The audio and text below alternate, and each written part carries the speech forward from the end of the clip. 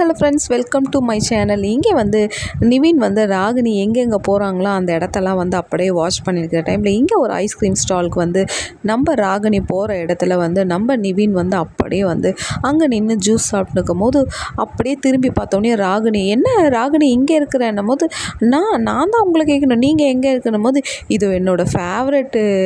Corner, அதால் நான் எப்போவுமே வந்தால் இங்கே ஏதாவது சாப்பிட்டு போவேன், நீ என்ன இங்கே என்னும் போது அதுக்கு ராகினி அப்படியே எதிர்த்து சொல்லிடும், இது கூட என்னோடய ஃபேவரட் கடை, நானும் அப்பாவும் அடிக்கடிக்கு வந்து சாப்பிடுவோன்னா. அப்படியா, எப்போ வந்தீங்க போது அதுக்கு வந்து சொல்லும், இவன் வந்து நம்மக்கிட்ட ஏதோ போட்டு வாங்குறான், அப்பா போன மாதம் வந்தார் போது அப்படியே ராகினி வந்து யோசிச்சுனே இருக்கிற டைமில் வந்து,